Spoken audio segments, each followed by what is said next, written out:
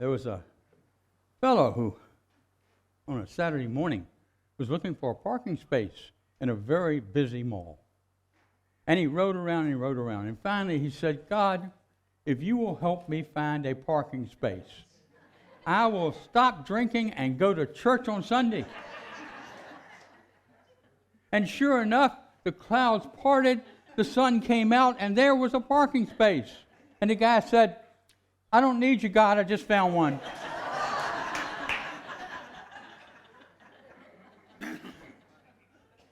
So, the magic of your word comes from the idea of Don Miguel Ruiz in his book, The Four Agreements.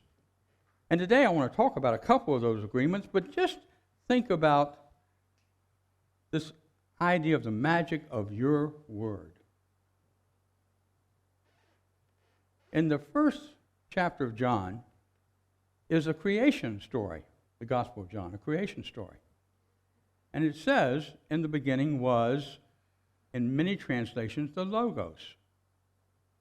And then it's become the Word, more recently, by most of the translations. The Logos means the mind.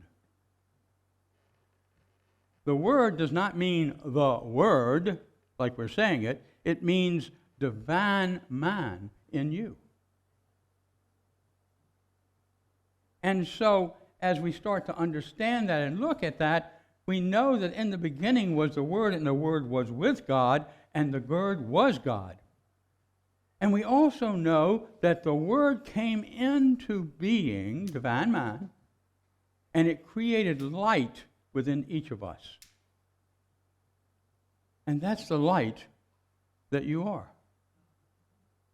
And so this morning, as we think about the magic of the Word, think about the magic of divine mind in you. Let me take a second just to talk about that divine mind. You see, sometimes we think the mind is our brain. But it's important to distinguish between the brain and divine mind. Divine mind, from my perspective, comes from the heart space. And then it gives you direction and guidance when you listen to it. It makes it so that you're not part of the world, but you're in the world. But you're in control of your world. Because what happens is if you're thinking through the power of divine mind, you're making decisions based on what Spirit guides you to make. And then you tell your brain how to act, rather than your brain telling you how you should act. And boy, does that make a difference in our lives. Because what's happened is that through the years, and these four agreements, if I get it, there we go, and through the years, is that you and I have been domesticated. And this is something that Don Luis talks about in his book, The Four Agreements. And what does it mean to be domesticated? Well, this is kind of my domestication. I think that's right. That's close. Anyway, it's how I was brought up. The earliest story I remember my mother telling about me was how compliant I was. Because she taught me that when I started walking, wobbling around a little bit, this kind of thing, stumbling around, that there were things I was not supposed to pick up. And my mother was a great housekeeper, but she wanted everything exactly as it was, in perfect shape. That was one of her desires. And she didn't get overstressed over it, but she was, paid attention to it. So the word ought became very important to her and to me. So when I went over to the coffee table and started to pick something up, ought, and I learned to do this. And so ought became a way in which I was domesticated to behave. Also, what it did is it made me pretty compliant. More so than I probably needed to be, but when I became a teenager, I understood that I could not ought. I didn't have to be compliant. That's when we start to grow out of our domestication. And I was very blessed in that I had parents who loved me. I had parents who domesticated me in the way that they thought was in my best interest, who wanted the best for me. But they still were teaching me what they believed. And I had yet to mature enough to start to think about what I believed. Oh, I had opinions, but I didn't really know deep down inside who I was or what I believed. And I really think it's around age 30 in my day and time, maybe 40, reading that thing, that I started to really think for myself. I started to evaluate my religious teachings. I started to evaluate, because I had children, how I want to raise children versus the way I was raised. What was the difference that I'd like to be? And it wasn't a lot, but there were some. I started to get to know myself. And that took me a lot of years. I mean, in my 20s, I was one of the most defensive animals you've ever met. I could defend myself in any way that you would throw anything at me. And that came in some way from my domestication. I can't identify it totally, but it was there. Because I really wanted to show up a little bit like a hero. And I was the only person that thought I was a hero. And I began to recognize that, and to recognize it was okay. Because you see, having that hero idea, for example, I really wanted to be a great athlete. I am not a great athlete. I've never been a great athlete. But you know what I would do? I'd come home and I'd play basketball for probably 2.5 hours and spend 30 minutes on my homework, at best. I spent my time doing the things that were my weaknesses, not my strengths. I had to learn about that. I mean, I could have played basketball 8 hours a day, and I would never be anything close to a professional or even a high school basketball player. I got on the team, but they didn't let me play. You know? And so what happens is, as we are domesticated, we start to fit ourselves within a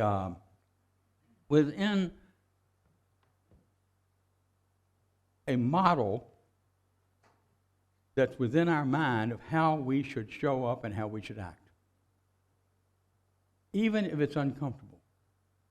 Even if it isn't in our best interest. Even if it isn't even what we believe. But when we start to let go and let God, when we start to release and look within ourselves, we start to look at ourselves and we look at the man in the mirror, the woman in the mirror. When we look in the mirror, we need to really be honest with ourselves. And it can be painful at times.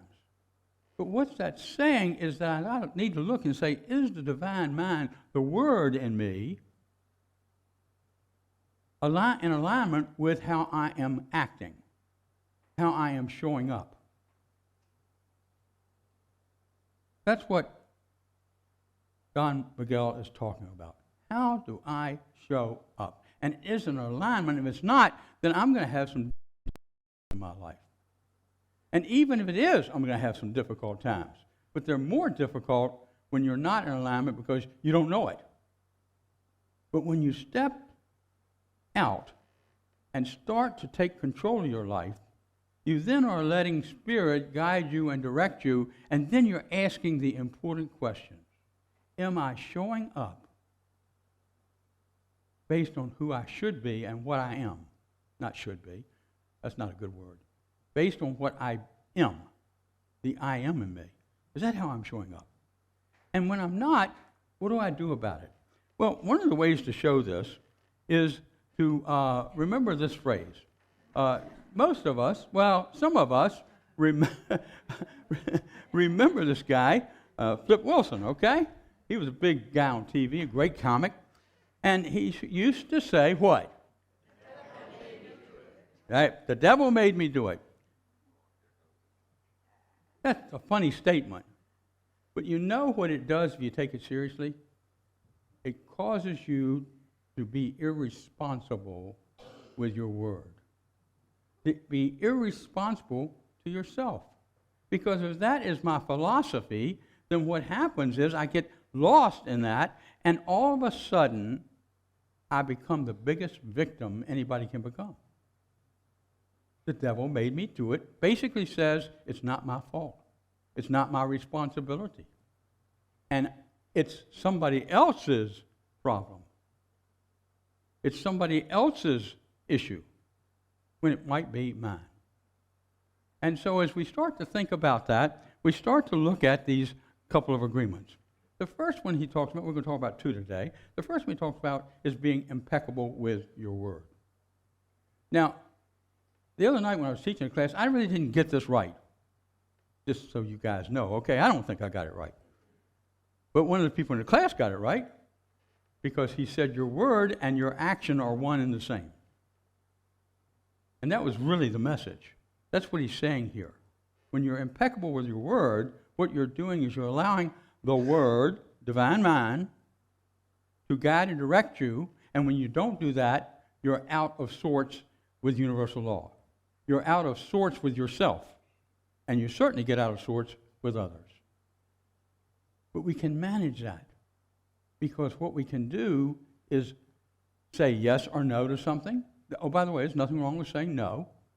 Even if the minister asks you to do something, it's okay to say no. And it's okay to say yes. And you don't even have to explain yourself, by the way, when you do that. It's just okay. Now, if you say that to me, I'm going to say, why? Then you can say, that's none of your business. Okay, all right, good, see? That's an honest comment. So what happens is that by being impeccable with my word, I am now living life in such a way that I am free. I am truly free to show up as not Richard Bunch, not the ego bunch, but the divine bunch. And when I do that, the world works for me. And I think it works for others. Because we are all one. To be impeccable with our word is to be in oneness with each and every person that I meet and see. No matter what they say to me, no matter how they treat me, no matter what they think about me, I can be in oneness. And I can learn to take constructive criticism.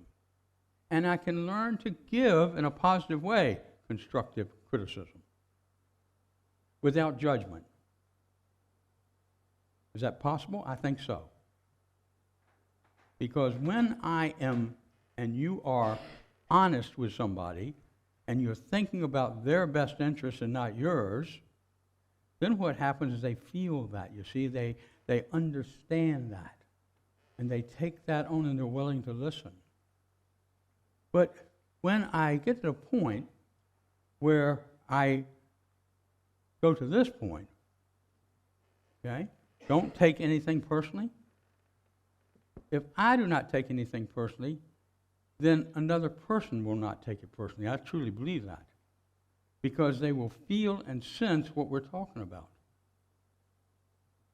And it's okay, with permission, to share, not judge, one another. When we are taking things personally, we are doing it through the power of judgment. We're allowing ourselves to be judged by somebody else that may not even understand or know what we've been through. My father didn't finish college, he did not finish high school. He went in the Army, and he was there for 4 years at Fort Monroe. And then what happened is he went into the Marine Corps during World War II. So the first 8 of his young years, he was in the service.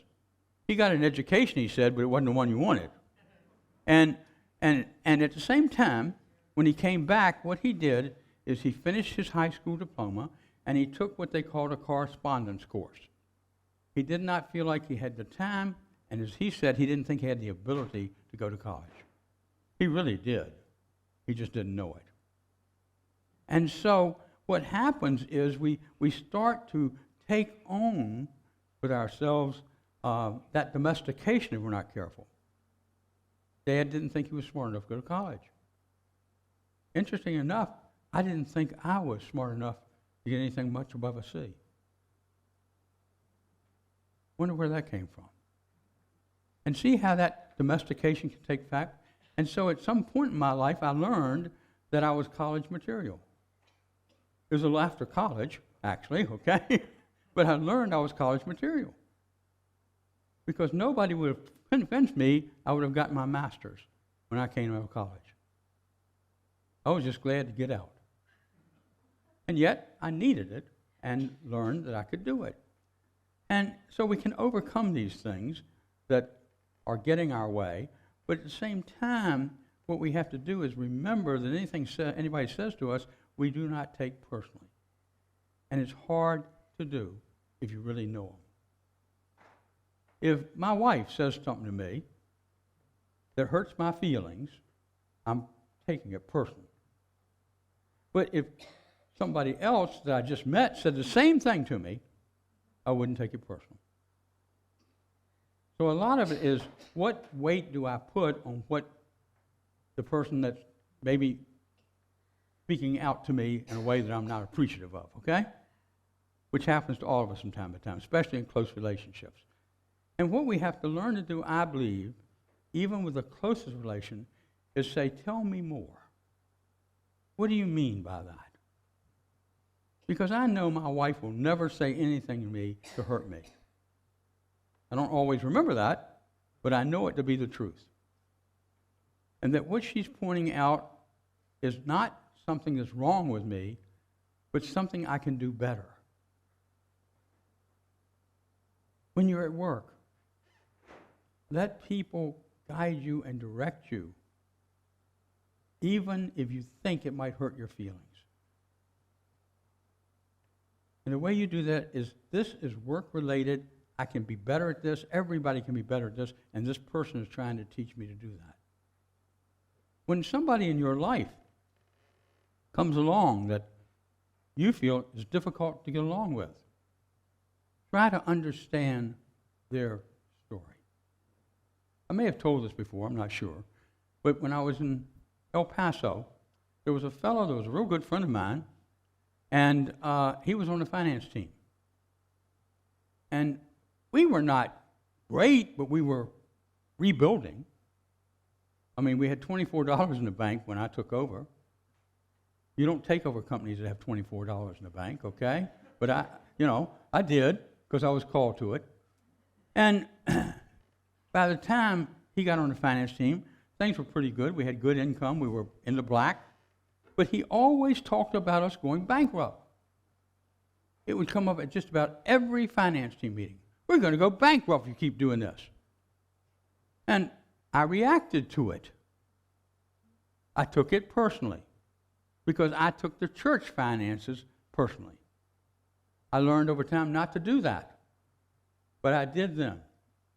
And one day, and it may have been after reading this book, I sat down with Dick, and I said, tell me why you feel like we're going to go bankrupt. And he said, well, I've run 3 businesses, and all 3 have gone bankrupt.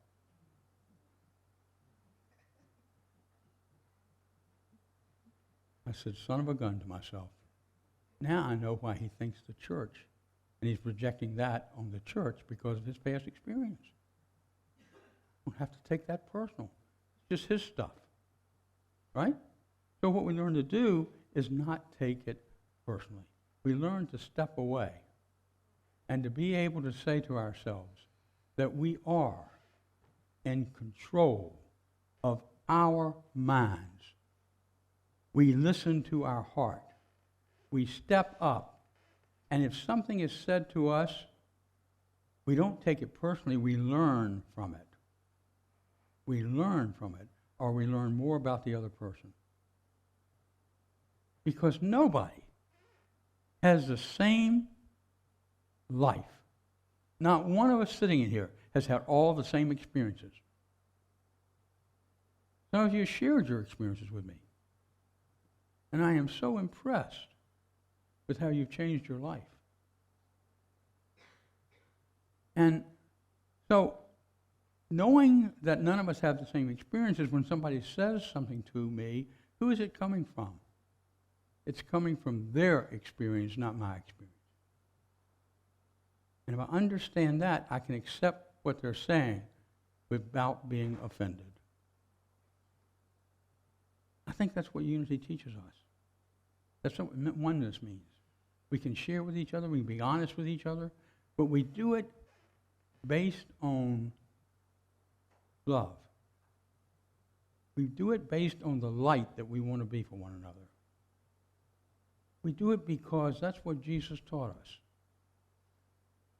I mean, Jesus wasn't the simplest guy in the world, and he certainly was tough-minded. You know? Love your enemies. Love yourself. We all have God within us. The Father's in me, and in you, and in us. Paraphrased. All of those things were against the core of what people believed in that day and time. And still goes against the core of what some people believe, even though Jesus said it. Different interpretations. So you and I have this opportunity to take these two agreements, be impeccable in your word, and don't take anything personally, and allow that thought process to move within us, and I'll guarantee you it will open your life and change your life. And isn't that what we all want to do? God bless.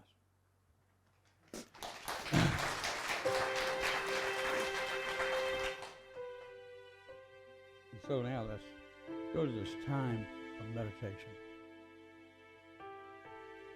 A time where we take just a moment to go deeper.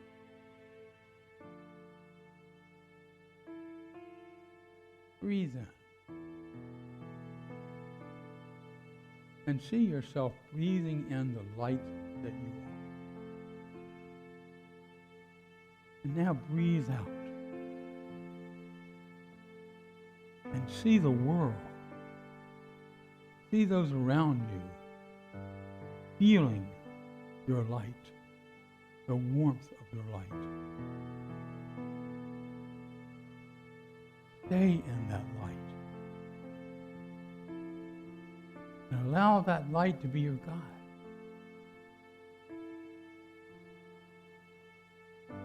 Allow that light to heal you for whatever needs healing.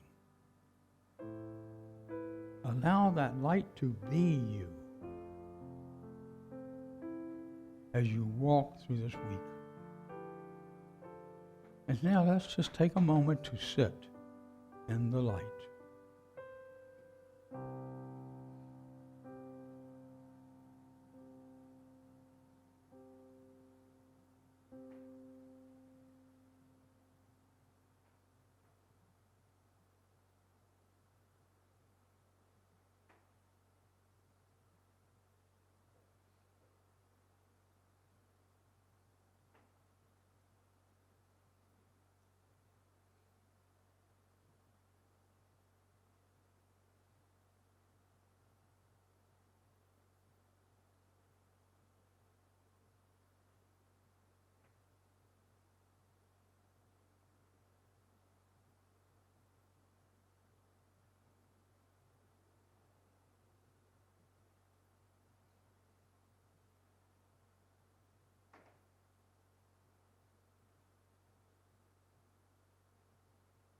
And through this light, look in your mirror and behold the light that you are. And so it is. Namaste.